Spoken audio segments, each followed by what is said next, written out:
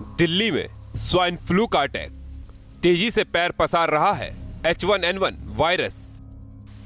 15 दिन में swine flu के 168 मरीज सामने आए। राजधानी के लोगों की सेहत नए खतरे से दो चार हो रही है। यहाँ के अस्पतालों में स्वाइन फ्लू से पीड़ित मरीजों की दिनों दिन तादाद बढ़ रही है। इंटीग्रेटेड डिसीज सर्विलांस प्रोग्राम यानी IDSP के मुताबिक 1 से 13 जनवरी के बीच दिल्ली में 168 लोग स्वाइन फ्लू की वजह से बीमार पड़े हैं, जबकि इसी दौरान पूरे देश में स्वाइन फ्लू की वजह से 1694 लोग बीमार पड़े।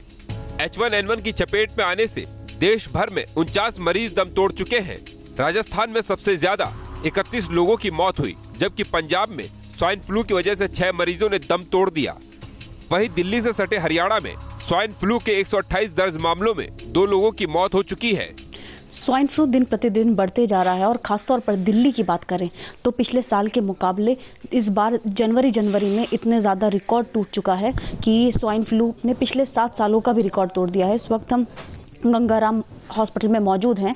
ये स्पेशल वार्ड बनाया गया है स्वाइन फ्लू के पेशेंट्स के लिए, क्योंकि स्वाइन फ्लू H1N1 वायरस से होता है और इसमें सबसे ज़्यादा जो ख्याल रखा जाता है वो सफाई का, हाइजीन का और अपने साथ साथ अपने जो आसपास वाले लोग हैं या घर वाले उनका भी ध्यान रखा जाता है। और अगर रिकॉर्ड की बात करें तो 7 साल में जो ये रिकॉर्ड टूटा है, इस बार जो पेशेंट्स हैं अब तक दर्ज किए गए करीब 150 से ऊपर ज़्यादा पेशेंट्स H1N1 पॉजिटिव देखे गए हैं। 15 दिन के अंदर दिल्ली में स्वाइन फ्लू के 168 मरीजों की पुष्टि होने के बाद दिल्ली सरकार भी हरकत में आ चुकी है। एडवाइजरी जारी कर लोगों से बचाव के तरीकों पर अमल करने की अपील की जा रही है। स्वाइन फ्लू सांस से जुड़ी बीमारी है। इसका वायरस हवा में एक जगह से दूसरी जगह तेजी से फैलता है। From human to human droplet infection से छींकता है, इंसान खांसता है।